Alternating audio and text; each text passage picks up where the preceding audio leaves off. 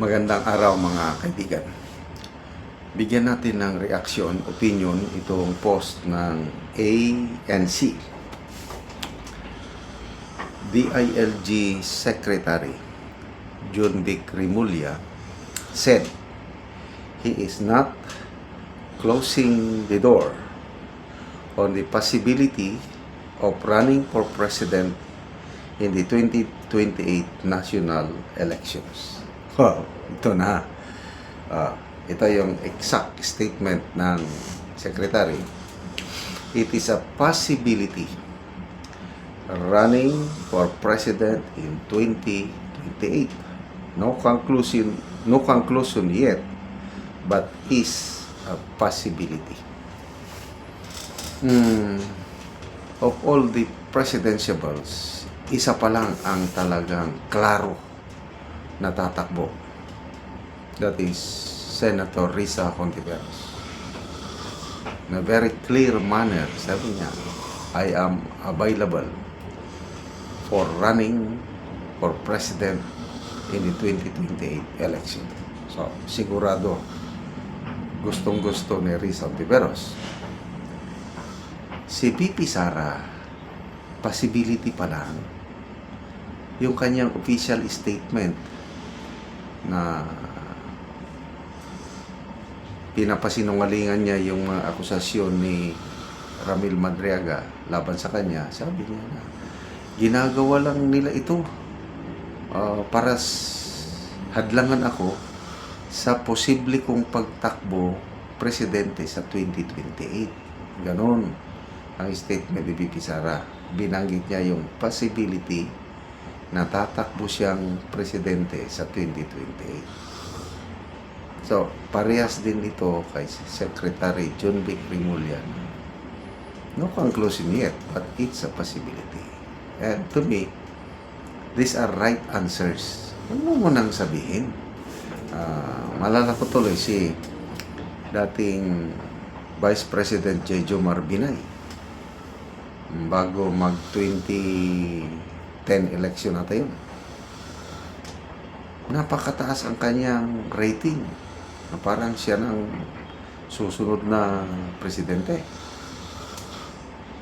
Maaga niyang idiniklara ang kanyang hangarin na tatakbong presidente sa 2010. Nako, binanatan siya ng todo. Binanatan. Hanggang bumaba yung kanyang ratings. Hanggang wala. Tinalo siya ni Pinoy. So yung ginawa nila noon kay VP Binay, iyon din ang ginagawa nila ngayon kay VP Sara. Kailang matibay si VP Sara. Hindi katulad kay VP Binay noon, nung binanatan siya ng mga kalaban niya sa politika, tuloy-tuloy ang pagbagsak, hindi na nakaahon. Kaya Binay 2.0 itong ginagawa kay VP Sara. Ang kaibahan, mag 2 years nang binabato ng iba't ibang putik si VP Sara natin. Bumaba siya, totoo. Kailan? Nakabangon. Yan ang kaibahan ni VP Sara. Kaya nga, tama yun sabi niya na sa pagiging politiko, I was so blessed as a politician dahil kahit anong dumi o putik na ibinabato sa akin, nandyan pa rin kayo. Nandyan pa rin ang taong bayan sumusuporta sa akin. Ganun. Kaya nga, tignan mo itong latest survey ng Publicus Asia. Siyang may pinakamataas. 31% na trust rating. Ikumpara mo kay Pangulong Marcos, 15% na lang. Alam ba? Ilan ba itong trust rating ni Speaker Bujibi? 8% lang. Sobrang baba. Balikan natin si Rimulya. Ako, wala na akong ibang nakikitang kandidato ng Marcos administration. Kundi ito. Kasi nga, meron na siyang political base. Cavite, I think, second largest vote province ang Cavite. Ang pinakamaraming botante is Cebu. Cebu, alam niyo naman, Governor Pam, Baricuatro, Duterte country yan. Atin na yan. So, pangalawang vote-rich province is Cavite. So, kung tatakbo si Rimulya, meron na siyang konting puhunan. So, three-way fight na ito. Romualdez, baka wala na siguro. I don't know. Lesson learned. Huwag masyadong ambisyoso. Baka hindi na makabangon si Romualdez. So, ito na lang. Three-way fight. Marcos Camp, Rimulya, kakamping, either Lenny or si Hontiveros or si Bam. Yan, mag-revolve lang sa tatlo na yan. Mayroon nang mag-vice. Pag hindi nila makumbinser si Madam Lenny, it's either Bam or Risa na lang. Nandyan na lang mga kandidato nila. And then BP Sara.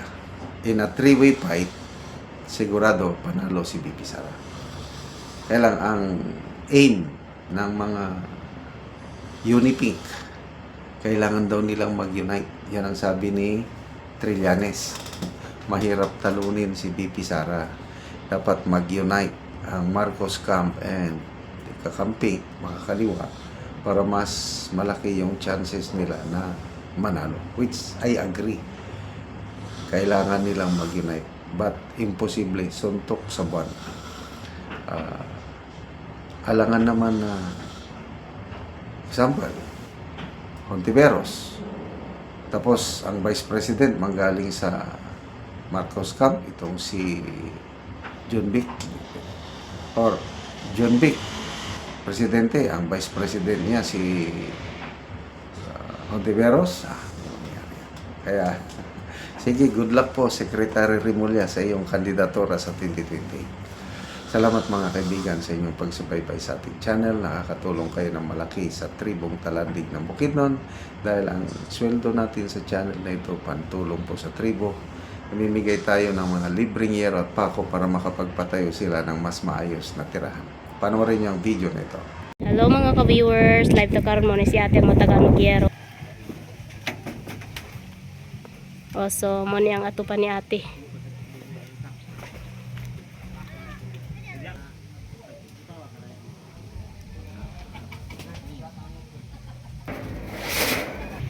Ginoon man ko.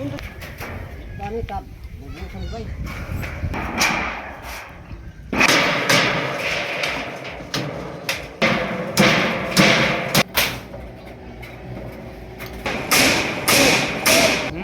Ano ko rin mo kalat.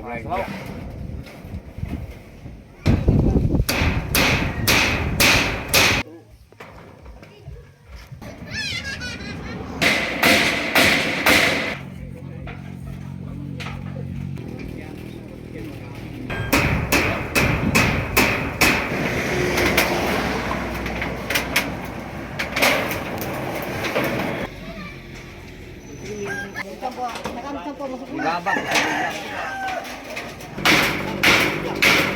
Ano anay kansang tanipet sa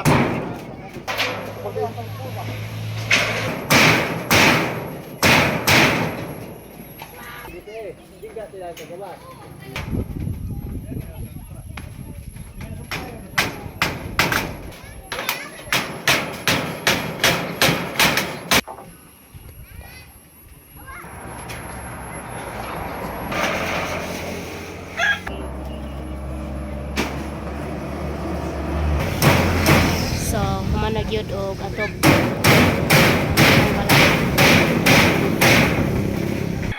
Ug karon natin sa imong masulti nga nahumana og atop ang inyong balay. Tao sin, ta nakapakay, dagay duha abo dahil ta balay dahil ita. Oh. Ano, 5 ka.